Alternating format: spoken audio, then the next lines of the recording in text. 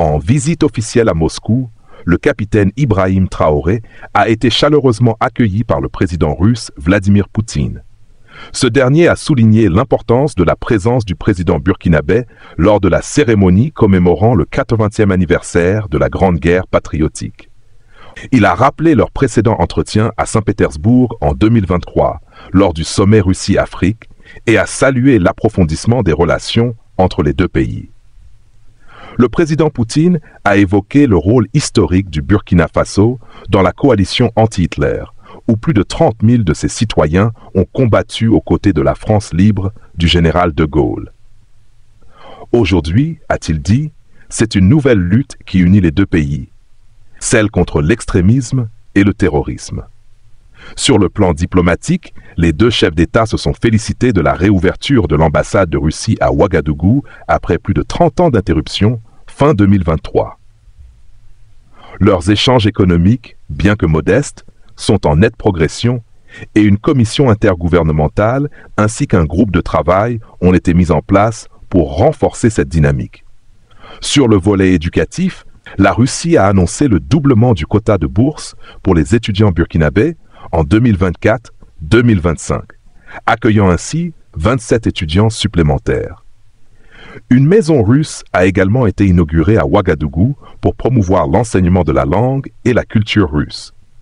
Dans le domaine de la santé, des partenariats se renforcent. Une délégation russe, conduite par Madame Popov, a récemment visité les laboratoires scientifiques à Ouagadougou. Sur le plan humanitaire, la Russie a livré 25 tonnes de blé au Burkina Faso et prévoit de poursuivre ce soutien alimentaire. Enfin, les deux pays coordonnent aussi leurs efforts au niveau international, notamment avec les autres membres de la Confédération des États du Sahel, comme en témoigne la réunion d'avril 2025 à Moscou. Dans sa prise de parole, Ibrahim Traoré a remercié le président Poutine pour son accueil et a souligné l'honneur pour le Burkina Faso de participer à cette célébration historique. Il a également confié avoir beaucoup appris durant sa visite, tant sur le plan diplomatique qu'humain. Une histoire plus qu'intéressante. Ne perdons pas le temps. Allons directement dans le vif du sujet.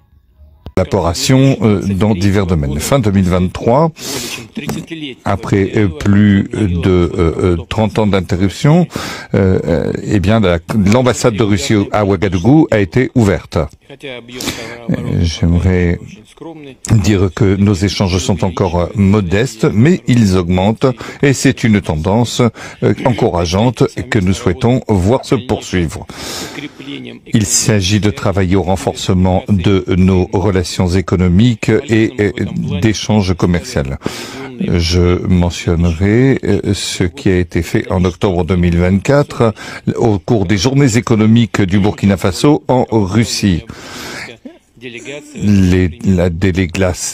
Une délégation a été accueillie avec le Premier ministre. Nous avons créé une commission intergouvernementale et à la fin de l'année dernière, nous avons créé aussi un groupe de travail. Nous allons continuer à aider votre pays dans la préparation et la formation de nouveaux cadres en 2024 et 2025. Le quota des bourses russes pour les citoyens du Burkina Faso va être multiplié par 2. 27 étudiants seront accueillis, 27 étudiants supplémentaires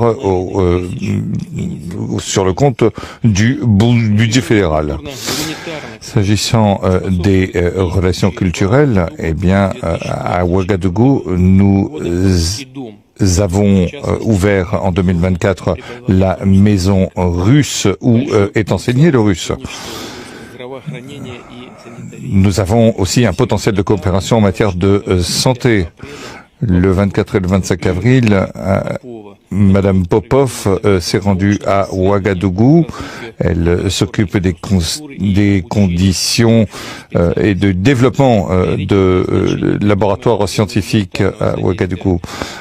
Nous souhaitons poursuivre ces efforts. L'année dernière, nous avons livré 25 tonnes de blé et nous souhaitons livrer d'autres denrées alimentaires. Nous enregistrons également une coordination de nos efforts sur la scène internationale avec le Burkina Faso. Nous avons également tenu des consultations avec les pays de la Confédération des pays du Sahel, comme en témoigne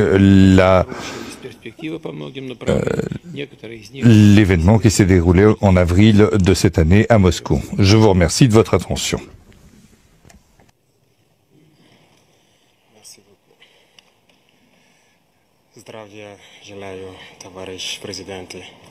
Camarade président, j'espère que je prononce bien. C'est un honneur d'être là donc à la célébration du 80e anniversaire de la victoire de la Grande Guerre. Et je tenais donc à vous féliciter et vous remercier donc pour cette invitation qui est un symbole pour nous. Et au cours donc de ma présence ici, je dois avouer que j'ai appris beaucoup de leçons. Cette séance que j'ai pu assister avant le dîner la veille, la séance culturelle, m'a fait comprendre que l'histoire et la culture sont le socle pour bâtir une armée forte et résiliente. Nous avons pu voir ensemble tous les sacrifices que le peuple soviétique a consenti pour que nous soyons dans un monde libre aujourd'hui. Et nous tenons donc à vous dire merci pour cette invitation, parce que ce sont des moments qui nous ont permis aussi de réfléchir à notre situation et de penser à de nouvelles perspectives. Et sur ce, je pense que les obstacles que nous avons aujourd'hui devant nous ne doivent pas nous arrêter. Et les obstacles sont une bonne chose en quelque sorte que nous devons surmonter. La preuve, je pense qu'avec toutes les sanctions contre la Russie depuis un certain temps, la Russie arrive à développer un mécanisme interne qui lui place donc au devant de la scène internationale. Et nous prenons bonne note de ces leçons que nous avons donc apprises ici. Et même au niveau de la parade, je tiens à dire que j'ai été émerveillé de voir l'enchaînement donc des engins qui ont défilé devant nous, notamment depuis le char mythique T-34 qui a gagné donc lors de la Grande Guerre jusqu'aujourd'hui au char moderne. Combien donc l'armée russe s'est modernisée, combien la technologie donc a participé à renforcer cette armée. Et dans ce cadre, nous souhaitons que la coopération que nous avons puisse se renforcer de façon exponentielle. Je vous remercie déjà pour tout ce qui est fait pour nous, notamment ces bourses d'études qui sont octroyées au Burkina et qui vont s'accroître. Et ce matin, j'ai visité donc l'université de chimie et je disais que le volet sur lequel nous allons axer après la défense et la sécurité, c'est le volet de l'éducation. C'est ce volet qui nous intéresse le plus, notamment les sciences. Il faut que la Russie puisse nous aider à former notre jeunesse, notamment dans le domaine des sciences, pour que nous puissions développer chez nous la machinerie, en gros. Que ce soit la machinerie qui va avec l'armée ou la machinerie qui va avec l'industrie. Parce que c'est à ce seul prix que nous pourrons nous développer au sein de l'Afrique.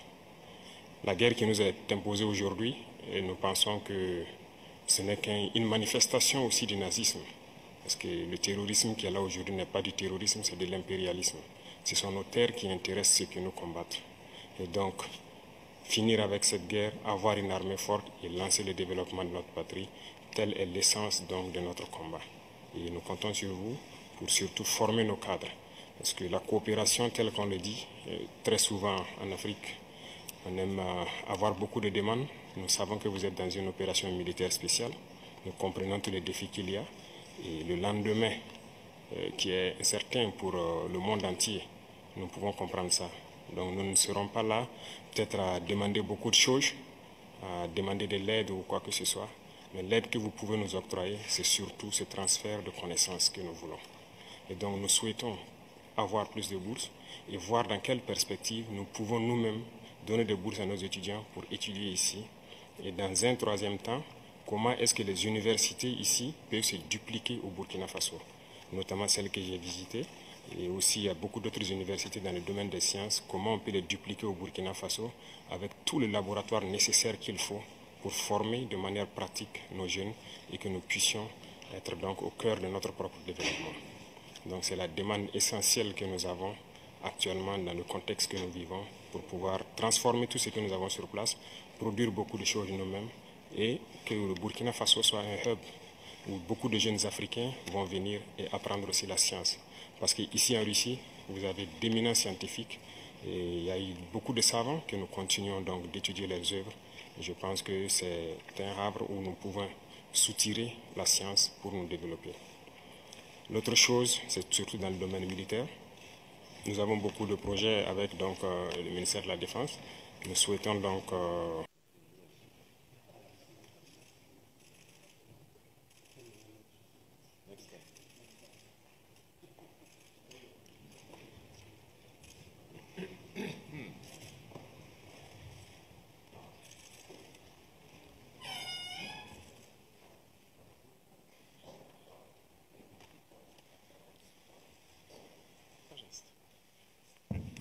Je vous en prie.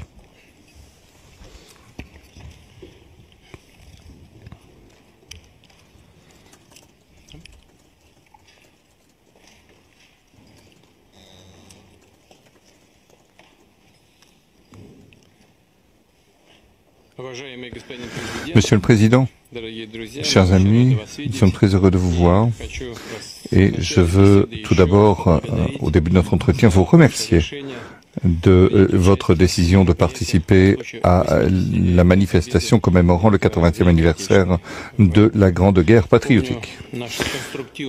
Je me souviens de notre entretien constructif de 2023, lorsque vous vous êtes rendu dans notre pays pour participer au sommet russo-africain de Saint-Pétersbourg. Cette visite en Russie, lors du 80e anniversaire, reflète le caractère amical de nos relations. Je rappelle également la contribution dans la défaite de l'Allemagne nazie et de ses satellites. Plus de 30 000 habitants du Burkina Faso ont fait partie de la coalition anti-Hitler qui se sont battus aux côtés de la France auprès de Charles de Gaulle, du légendaire Charles de Gaulle. Aujourd'hui,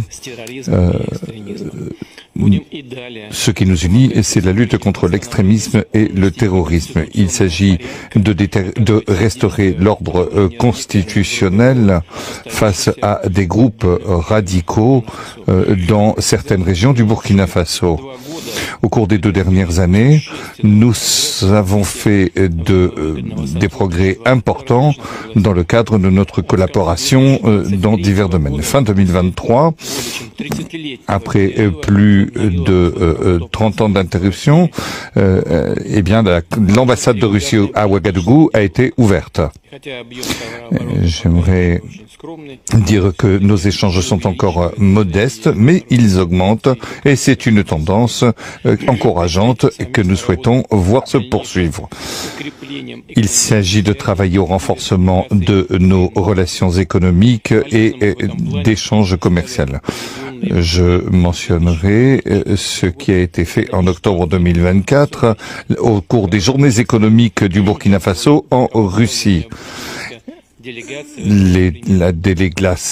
Une délégation a été accueillie avec le Premier ministre.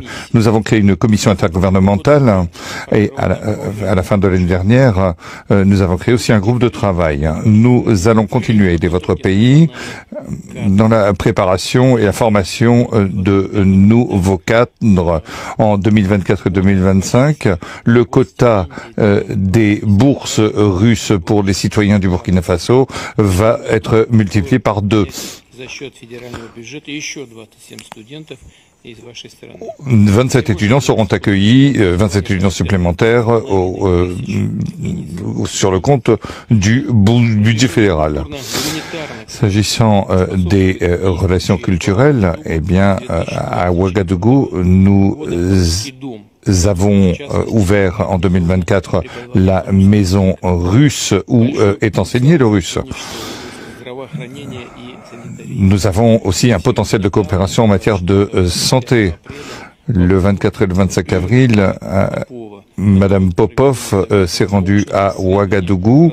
Elle s'occupe des conditions et du développement de laboratoires scientifiques à Ouagadougou.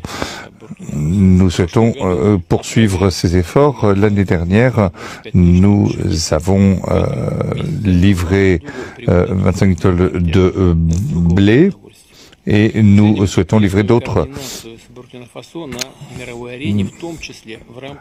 denrées alimentaires. Nous enregistrons également une coordination de nos efforts sur la scène internationale avec le Burkina Faso. Nous avons également tenu des consultations avec les pays de la Confédération des pays du Sahel, comme en témoigne l'événement qui s'est déroulé en avril de cette année à Moscou. Je vous remercie de votre attention. Merci beaucoup. Zdravia Желаю, товарищ президент. Camarade président, J'espère que je prononce bien. Et c'est un honneur d'être là donc à la célébration du 80e anniversaire de la victoire de la Grande Guerre. Et je tenais donc à vous féliciter et vous remercier donc pour cette invitation qui est un symbole pour nous. Et au cours donc de ma présence ici, je dois avouer que j'ai appris beaucoup de leçons. Cette séance que j'ai pu assister avant le dîner la veille, la séance culturelle, m'a fait comprendre que l'histoire et la culture sont le socle pour bâtir une armée forte et résiliente. Nous avons pu voir ensemble tous les sacrifices que le peuple soviétique a consenti pour que nous soyons dans un monde libre aujourd'hui. Et nous tenons donc à vous dire merci pour cette invitation, parce que ce sont des moments qui nous ont permis aussi de réfléchir à notre situation et de penser à de nouvelles perspectives. Et sur ce, je pense que les obstacles que nous avons aujourd'hui devant nous ne doivent pas nous arrêter. Et les obstacles sont une bonne chose en quelque sorte que nous devons surmonter. La preuve, je pense qu'avec toutes les sanctions contre la Russie depuis un certain temps, la Russie arrive à développer un mécanisme interne qui lui place donc au devant de la scène internationale. Et nous prenons bonne note de ces leçons que nous avons donc apprises ici. Et même au niveau de la parade, je tiens à dire que j'ai été émerveillé de voir l'enchaînement donc des engins qui ont défilé devant nous, notamment depuis le char mythique T-34 qui a gagné donc lors de la Grande Guerre jusqu'aujourd'hui au char moderne. Combien donc l'armée russe s'est modernisée, combien la technologie donc a participé à renforcer cette armée. Et dans ce cadre, nous souhaitons que la coopération que nous avons puisse se renforcer de façon exponentielle. Je vous remercie déjà pour tout ce qui est fait pour nous, notamment ces bourses d'études qui sont octroyées au Burkina et qui vont s'accroître. Et ce matin, j'ai visité donc l'université de chimie et je disais que le volet sur lequel nous allons axer après la défense et la sécurité, c'est le volet de l'éducation. C'est ce volet qui nous intéresse le plus, notamment les sciences. Il faut que la Russie puisse nous aider à former notre jeunesse, notamment dans le domaine des sciences, pour que nous puissions développer chez nous la machinerie, en gros. Que ce soit la machinerie qui va avec l'armée ou la machinerie qui va avec l'industrie. Parce que c'est à ce seul prix que nous pourrons nous développer au sein de l'Afrique. La guerre qui nous est imposée aujourd'hui, et nous pensons que ce n'est qu'une manifestation aussi du nazisme. Parce que le terrorisme qui est là aujourd'hui n'est pas du terrorisme, c'est de l'impérialisme. Ce sont nos terres qui intéressent ceux qui nous combattent. Et donc, finir avec cette guerre, avoir une armée forte et lancer le développement de notre patrie, telle est l'essence donc de notre combat. Et nous comptons sur vous pour surtout former nos cadres. Parce que la coopération, telle qu'on le dit, très souvent en Afrique, on aime avoir beaucoup de demandes. Nous savons que vous êtes dans une opération militaire spéciale. Nous comprenons tous les défis qu'il y a. Et le lendemain, qui est incertain pour le monde entier, nous pouvons comprendre ça. Donc nous ne serons pas là peut-être à demander beaucoup de choses, à demander de l'aide ou quoi que ce soit. Mais l'aide que vous pouvez nous octroyer, c'est surtout ce transfert de connaissances que nous voulons. Et donc nous souhaitons avoir plus de bourses et voir dans quelle perspective nous pouvons nous-mêmes donner des bourses à nos étudiants pour étudier ici.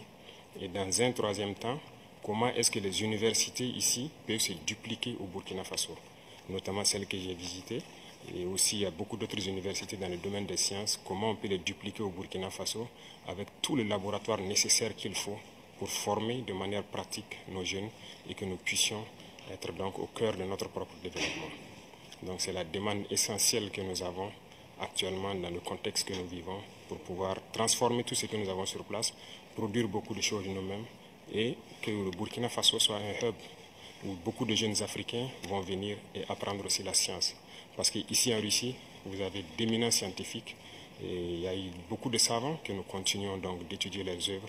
Et je pense que c'est un havre où nous pouvons soutirer la science pour nous développer. L'autre chose, c'est surtout dans le domaine militaire. Nous avons beaucoup de projets avec donc, le ministère de la Défense. Nous souhaitons donc... Vous en avez assez de payer trop cher pour des outils numériques et des abonnements. Bonne nouvelle, laissez-moi vous présenter Gamso, la plateforme ultime qui vous donne accès à des services premium comme ChatGPT, Midjourney, Autodesk et bien d'autres, à des prix incroyablement réduits. Que vous soyez étudiant, entrepreneur ou créatif, Gamso vous permet d'accéder à vos outils préférés pour une fraction du prix. Avec plus de 6 ans d'expérience, ils offrent des abonnements partagés, livrés en temps réel, sans attente ni tracas. Le processus est simple. Inscrivez-vous sur gamso.com, choisissez un abonnement, payez via une passerelle sécurisée et profitez immédiatement de votre service. Gamso se démarque avec une activation instantanée, un bouton de réinitialisation rapide, une sécurité SSL garantie, un support 24/7 et une garantie de remboursement sous 24 heures. Avec 88% d'avis positifs, c'est une plateforme fiable et sans risque. Utilisez mon lien de parrainage et code promo en description pour profiter de réductions exclusives. Pourquoi payer plus cher? Essayez Gamso dès aujourd'hui et accédez au meilleur du numérique pour moins cher.